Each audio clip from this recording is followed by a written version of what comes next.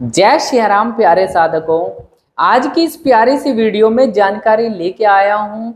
ओरा shield किस प्रकार से एक साधक की सुरक्षा करती है, हर एक प्रकार की नकारात्मक शक्ति से, हर एक प्रकार की क्रियाओं से, तंत्र बाधाओं से, हर एक प्रकार की बुरी आदतों, बुरे संकल्पों से किस प्रकार से जाप के 12 गोले एक अच्छी शील्ड क्रिएट करते हैं।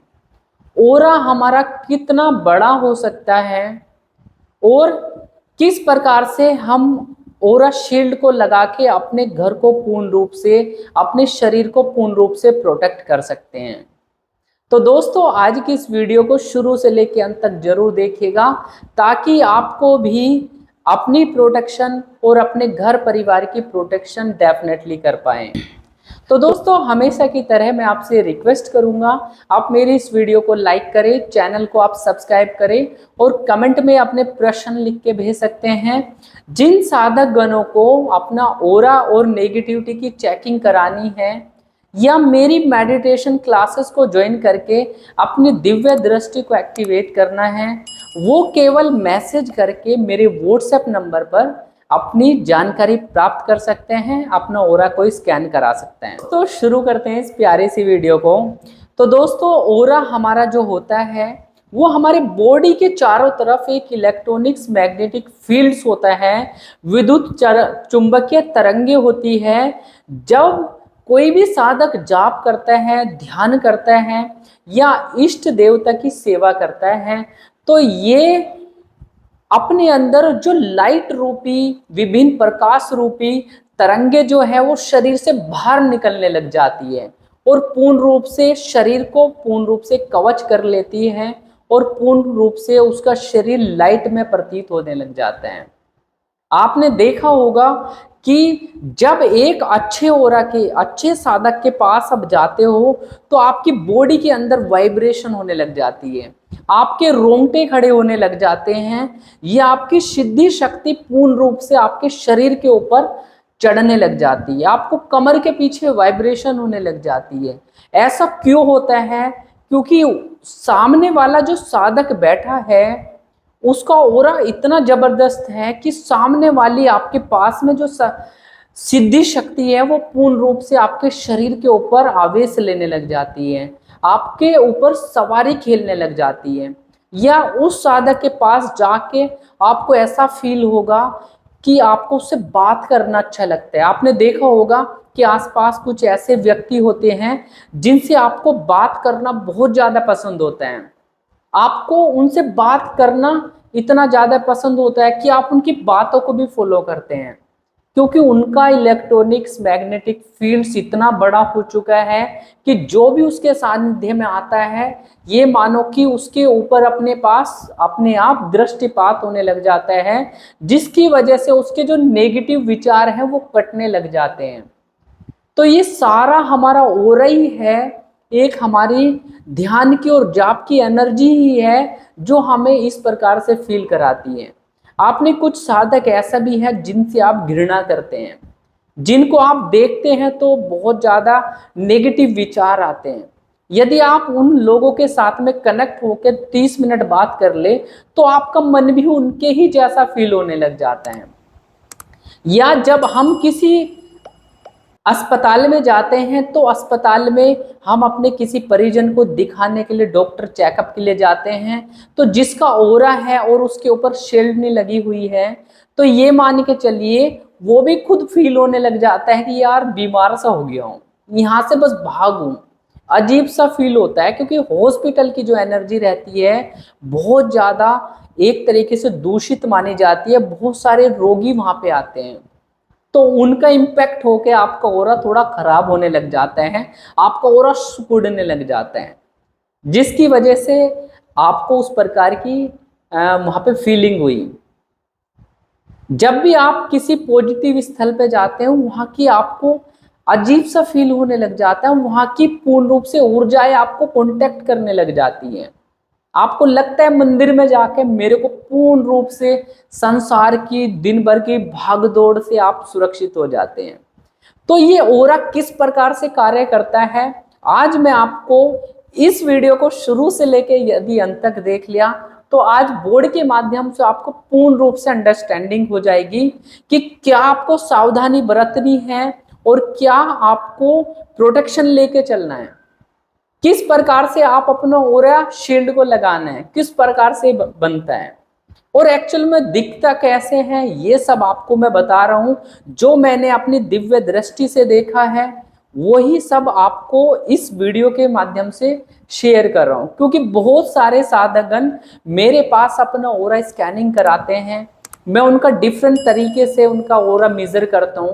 भाई तेरा ओरा इतना बना हुआ है, ओरा के अंदर ये वाली परेशानी है, तो आपको इस प्रकार की परेशानी आ रही होगी।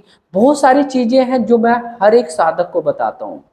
जैसे ये एक ह्यूमन बॉडी होती है, पूर्ण रूप से ध्यान की स्टेट में बैठे हुए हैं, तो जब भी कोई व्यक्ति कोई भी मंत्रों का जाप करता है, गुरु मंत्र का जाप करता है, तो धीरे धीरे उसकी बॉडी के ऊपर जो जाप है वो ऊर्जा सबसे पहले इनसाइड जो इंटरनल ओरा होता है, सबसे पहले इंटरनल ओरा ही क्रिएट होता है उस साधक का। तो सबसे पहले मंत्र की ऊर्जा उसके शरीर के अंदर घूमने लगती है, भरने लगती है पूर्ण रूप से। तो धीरे धीरे वो ऊर्जा हमारी जो मूलाधार है, हमारा स्वाधिष्ठान है, ये हमारे 7 चक्र होते हैं। एक बार मैं इनका भी बता देता हूं। हमारी कुंडलिनी शक्ति जो मूलाधार में सुसुप्त अवस्था में होती है, जब भी कोई व्यक्ति इसको जगाने के लिए ध्यान या योग करता है तो धीरे धीरे ब्रह्म ऊर्जा, विश्व ऊर्जा की वजह से उसके नाभि के ऊपर हमारे जाप पहुंचने लग जाते हैं। तो कभी कभी ऐसे साधकों को गर्माहट फील होती है और धीरे धीरे जब उसकी नाभि के ऊपर जाप ठहरने लग जाता है तो वो पूर्ण रूप से एक सीधी रेखा के ऊपर हमारे चक्रों के बीच में से ट्रेवल करने लग जाती है। तो आपने देखा होगा कि भाई जाप करे अभी 2 दिन ही हुए हैं और आपके माथे के ऊपर खिंचाव आने लग जाते हैं, आपको फील होने लग जाता है कि आपके ऊपर माथे के ऊपर थर्ड आई के प्लेस पर ट्विचिंग होने लगी है, आपके माथे के ऊपर पूर्ण रूप से ड्रिलिंग से फील होने लगी है। तो भाई 5 ही दिन हुए हैं, ऐसा क्या हुआ? क्योंकि जो जाप की एनर्जी है वो धीरे धीरे फ्लो करके आपके कुंडलिनी के चक्रों के माध्यम से वो थर्ड आई तक पहुंचने लगी है। और यहाँ पे ब्रह्मरंध्र के पास में जब वो आती है, जहां पे हमारा 7वां चक्र जुड़ा हुआ होता है, तो धीरे धीरे वो पूर्ण रूप से हमारा जो जाप है शरीर के अंदर वो पूर्ण रूप से बाहर की साइड में फ्लो करने लग जाता है। ये हमारा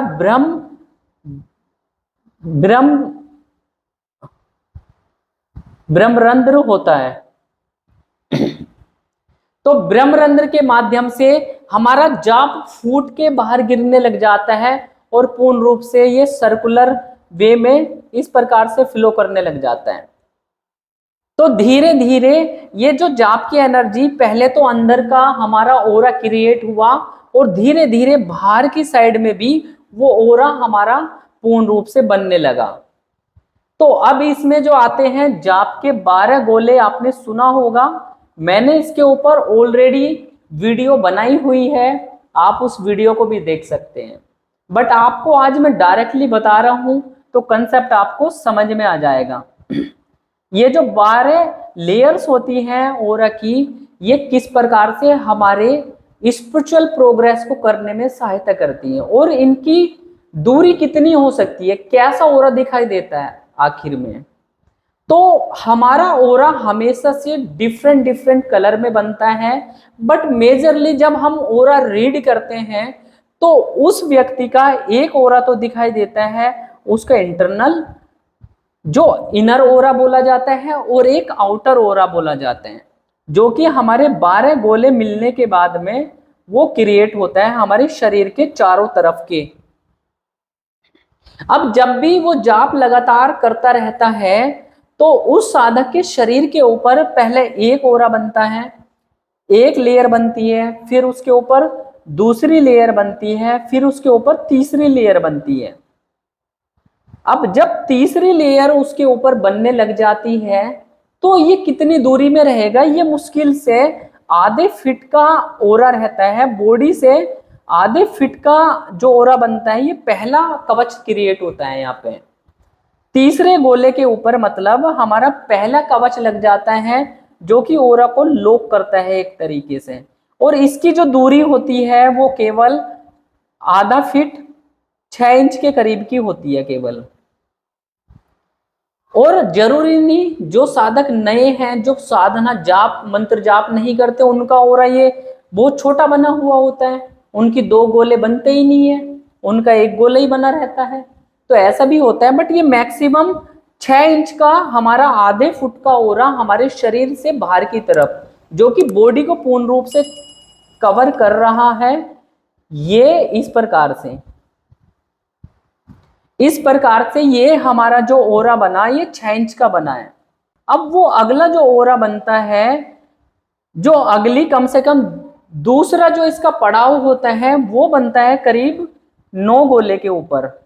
जब ये लेयर्स हमारी 9 बन जाती है शरीर के ऊपर, तो ये डिफरेंट डिफरेंट कलर में, जो हमारे इष्ट देवता का कलर होता है, मान लिया कोई बालाजी की सेवा करता है, या कोई शिव शंकर भोले बाबा की करता है, माता बगलामुखी की करता है, या विष्णु भगवान की करता है, तो उनका जो इनर ओरा होगा वो हमेशा से इष्ट देवता की तरंगों से बना होता है। तो इसलिए जब हम देखते हैं किसी का भी ओरा, उसका ओरा अंदर से डिफरेंट कलर में दिखाई देगा और बाहर की साइड से उसका डिफरेंट कलर में आता है। तो प्यारे साधकों, अब जब हमारे ओरा के 9 गोले बन चुके हैं, तो पूर्ण रूप से हमारे शरीर के ऊपर एक डिफरेंट लेयर आती है, जो कि ओरा को बहुत ज्यादा बूस्ट कर देती है। तो इसके बीच में जो हमारा ओरे का हमारा जो साइज रहता है, वो करीब 7 इंच से लेके मान के चलो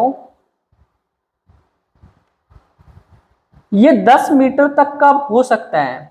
एक साधक का जो ओरा होता है, जो हमारी दूसरा पड़ाव आया है, ये जो पड़ाव आया है ये हमारा काफी बड़ा होता है, मतलब 10 मीटर तक का भी ये हमारा बन सकता है, जिनका जाप दिन रात चल रहा है और बहुत ज्यादा जाप करते हैं और उनका डीप मेडिटेशन होने लगा है, ध्यान उनका लगने लगा है, तो उसका ओरा पूर्ण रूप से 10 मीटर तक का भी हो सकता है। ये जो ओरा की शील्ड मिली है 3 गोले बनने के बाद में, ये ओरा की फर्स्ट शील्ड होती है, जो कि हमारे स्थूल बॉडी को प्रोटेक्ट करती है हर एक प्रकार की नेगेटिव एनर्जी से। इसके बाद में ये जो दूसरी शील्ड मिली है, ये 9 गोले के बाद में मिलती है और ओरा को ये बहुत ज्यादा प्रोटेक्ट कर देती है। अब ये देखो, कोई भी नेगेटिविटी एनर्जी आई, वो आपका ओरा 10 मीटर बड़ा है, तो भाई वो 10 मीटर बाहर खड़ी है आपकी नेगेटिव एनर्जी, तो वो आप नेगेटिव एनर्जी किस प्रकार से आपको इम्पैक्ट करेगी, वो भी चीज मैं आज आपको बताऊंगा। इसके बाद में जब हमारा जाप पूर्ण रूप से बन जाता है, तो उसके बाद आपके जो 12 लेयर बने हैं, जो कि बॉडी की चारों तरफ ऊपर नीचे दाएं बाएं चारों तरफ फैला हुआ है, ये फाइनल लॉक हमारे ऊपर आता है। जब हमारे 12 गोले यहाँ पर बन गए, 12th लेयर के बाद हमारा कवच लग जाता है, जो कि बहुत पावरफुल होता है। और मोस्टली मैंने देखा है कि जो ज्यादा जाप करते हैं, ज्यादा डीप मेडिटेशन करते हैं, उनका ये ओरा हमेशा से गोल्डन कलर में बनता है।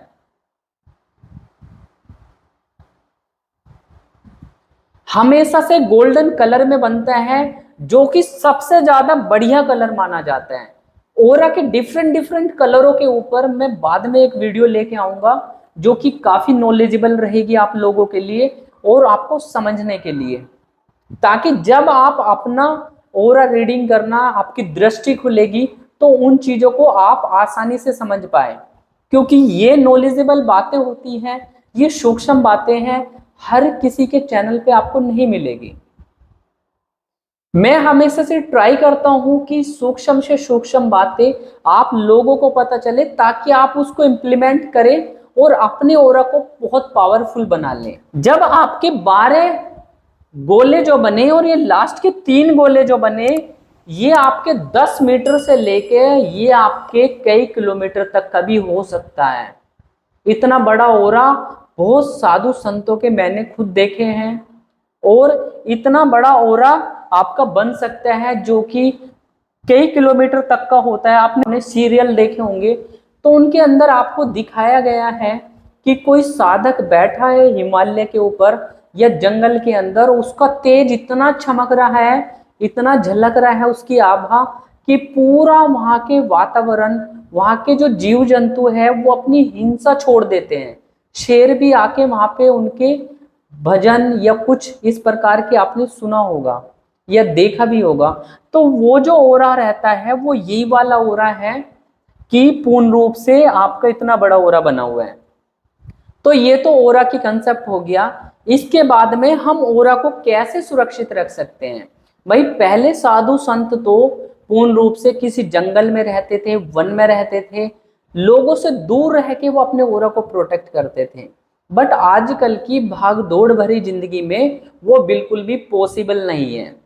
तो भाई आपको सबसे पहले तो जाप करना चाहिए। यदि आप जाप करते हैं तो ये शील्ड आपको स्वतः ही मिल जाती है। उन साधक गणों को अपने चक्रों को जो जागृति करनी है तो उनको चक्रों के मंत्रों की आवश्यकता नहीं होती है। उसके जो इष्ट देवता का मंत्र है उसी से उसका पूरा ओरा क्रिएट हो जाता है। अब मैं बताता हूं, कुछ साधक आपने देखा होगा बहुत ज्यादा नेगेटिव होते हैं या आपको बहुत ज्यादा गुस्सा आ रहा है, तो एकदम से क्या होता है, जो आपका ओरा बना हुआ था पूर्ण रूप से आपके पूरे घर में फैला हुआ था, तभी वहां पे आपका जो एंगर आया, आपका ओरा सिकुड़ने लग जाता है। आपका ये ओरा इस प्रकार का दिखने लग जाता है, इस प्रकार की रेखाएं उसके ऊपर दिखने लग जाती है। तो मतलब आपका ओरा स्ट्रेच होने लगा है। यदि आप जल्दी से गुस्से को नहीं त्यागते तो आपका ओरा पूर्ण रूप से खराब भी हो सकता है। तो इसलिए आप लोगों को ज्यादा से ज्यादा पॉजिटिव ही सोचना चाहिए।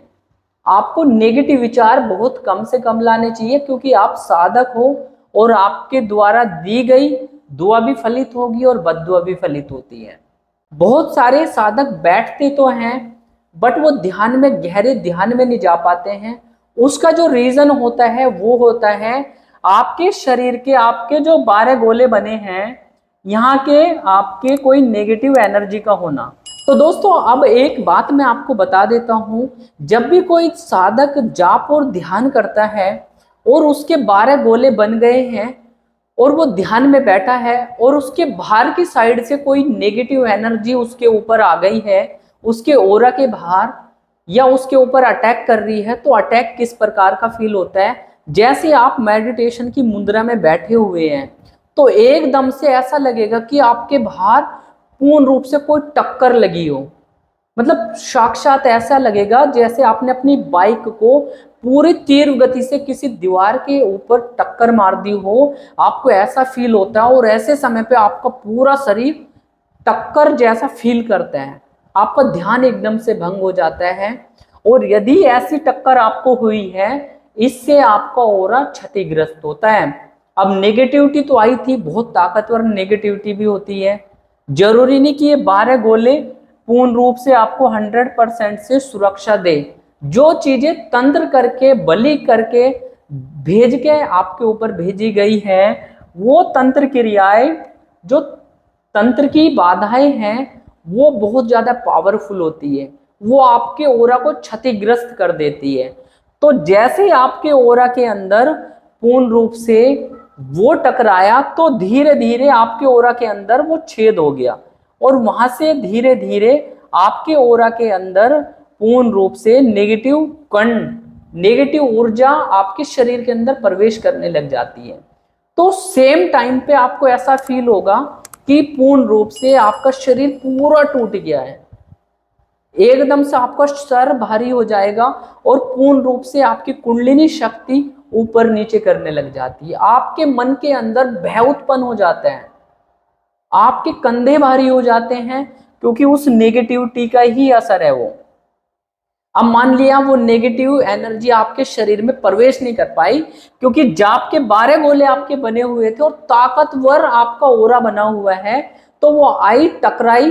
बट टकराने की जगह पे जो इम्पैक्ट हुआ है, मान लिया एक महिला प्रेत थी, अब वो गंदी है, काली है, तो उसकी गंदगी आपके इस लेयर पे आ गई, धीरे धीरे वो आपके शरीर के अंदर इंपैक्ट कर गई। तो उसकी इच्छाएं थी मरने से पहले सेक्सुअलिटी की, तो वो आपके भाव को बहुत ज्यादा जागृत कर देगी, सेक्सुअलिटी के भाव को बहुत ज्यादा बढ़ा देगी।